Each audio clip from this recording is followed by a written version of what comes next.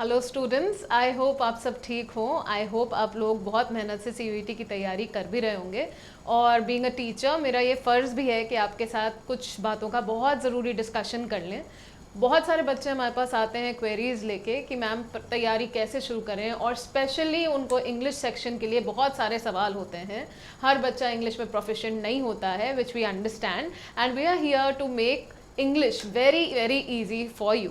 तो आज हम बहुत इंटरेस्टिंग डिस्कशन करने जा रहे हैं regarding your CUET preparation. We are going to start with the syllabus. बहुत सारे ऐसे बच्चे होंगे जिनको अभी यही नहीं पता होगा कि what are we going to ask in terms of the syllabus in CUET.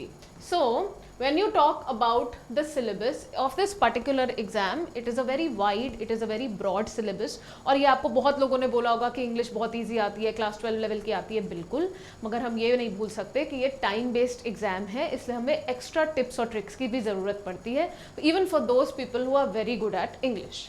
दूसरी बड़ी इंपॉर्टेंट बात है कि इसमें पूछा क्या जाता है। इंग्लिश, जैसे आप सभी को पता है, it is a very broad subject, बहुत कुछ है पूछने के लिए अंग्रेजी में। तो इसमें स्पेसिफिकली क्या पूछा जाता है, कितने नंबर का पूछा जाता है, उसको हम किस लेवल पे तैयारी करें, कैसे हम इन टॉपिक्स को क्रैक करें, इन सब की डिटेल गाइडेंस आपको ज़रूर मिलेगी। उसके बाद एग्ज़ाम पैटर्न। ऑब्वियसली अगर आप किसी एग्ज़ाम की तैयारी कर रहे हैं, what becomes extremely important to know beforehand is the exam pattern for this particular exam. तो ये जो CUET है, इसमें जो इंग्लिश आती है, देयर आर 50 क्वेश्चंस। हर क्वेश्चन 5 मार्क के हैं। There is a negative marking also, but you have to attempt only 40 question. What are the recommended books? Another very pet question. जितने बच्चे आते हैं सब ये जानना चाहते हैं कि कौन कौन सी बुक से हम इसकी तैयारी कर सकते हैं। तो पहली बात तो ये जो नेशनल लेवल एग्जाम है आपका CUET, उसके लिए कोई ऐसी परफेक्ट बुक नहीं है। मगर इंग्लिश के लिए specifically, typically for English, there is no just one book की जो आप रट लें और आपका एग्जाम निकल जाए, बिल्कुल भी ऐसा नहीं है। रीडिंग स्किल्स बहुत ज़रूरी हैं, जैसे मैंने पहले भी बताया। इसमें आपके इंपॉर्टेंट टॉपिक्स के अंतर्गत रीडिंग कॉम्प्रिहेंशन आता है। कॉम्प्रिहेंशन लंबे आते हैं, थोड़े से मुश्किल भी आते हैं। तो उसके लिए सबसे पहली बात तो है बच्चे को जहाँ से हो सके रीडिंग करनी चाहिए, चाहे तो स्टोरी बुक्स, चाहे तो नॉवेल्स या न्यूज़पेपर। और मेरी खुद की बनाई हुई, डिज़ाइन की हुई स्पेसिफिकली फॉर CUET एक किताब हमारे पास है, जिसकी भी डिटेल गाइडेंस हम आपको ज़रूर देंगे। और सबसे इम्पॉर्टेंट सवाल, शुरू कहाँ से करें? कोई भी काम करने के लिए सबसे पहला स्टेप सबसे डिफ़िकल्ट होता है। तो आप हमको बिल्कुल बेझिझक ट्रस्ट कर सकते हैं। We are the masters of CUET। और कैसे शुरू करें CUET इंग्लिश की प्रिपरेशन? उसमें सबसे ज़रूरी है, जैसे मैंने आपको बताया, एग्ज़ाम पैटर्न पे कड़ी नज़र रखना, इम्पॉर्टेंट टॉपिक्स की तैयारी करना, रीडिंग करते रहना। और रीडिंग करने से भी सबसे ज़्यादा ज़रूरी है किस तरह से रीडिंग करें। कई बार ऐसा होता है कि हमने एक पन्ना इंग्लिश के कॉम्प्रिहेंशन का पढ़ तो लिया है, पर हमारे दिमाग में कुछ गया ही नहीं। उससे ज़्यादा और बच्चों के साथ क्या होता है कि एक ही लाइन बार बार पढ़ते रहते हैं।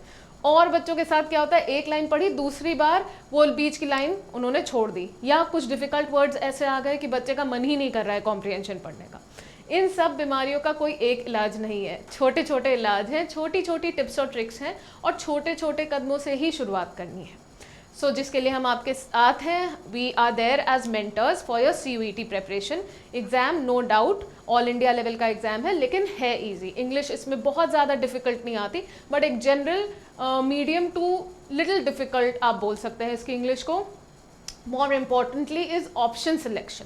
आपको एग्ज़ाम देते वक्त ये लगेगा कि क्वेश्चंस बहुत आसान हैं, ऑप्शंस में ज़्यादा कन्फ्यूजन नहीं हो रहा है, लेकिन जब आप बाहर आके उसकी आंसर की देखेंगे ऑफिशियल, तब आपको लगेगा अरे ऑप्शंस चॉइसेस तो बहुत क्लोज थे। प्लस ये जो एग्ज़ाम है, इसमें हर बच्चे के लिए पेपर डिफरेंट है, अलग स्लॉट्स के हिसाब से।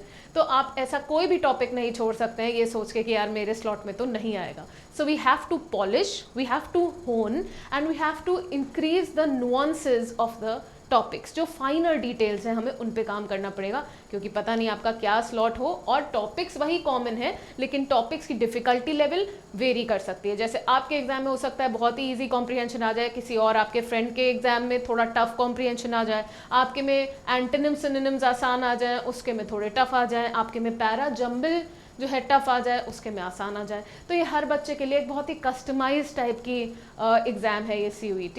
And again I would come back to the important points. The syllabus of CUET, it contains about 8 topics generally which is mentioned by CUET, but उन 8 टॉपिक्स की भी बहुत फाइन डिटेल्स हैं। हर टॉपिक के अंदर थोड़ी थोड़ी, जैसे प्याज के छिलके नहीं होते, ऐसे हर टॉपिक के अंदर थोड़ी थोड़ी डिटेलिंग है, तो वो हम आपको डेफिनेटली शेयर करेंगे। ये बस एक इंट्रोडक्टरी वीडियो है, आप आइए, और आप इसमें और वीडियोस भी हम लोग बना रहे हैं आपकी हेल्प के लिए, and definitely we will help you in cracking CUET।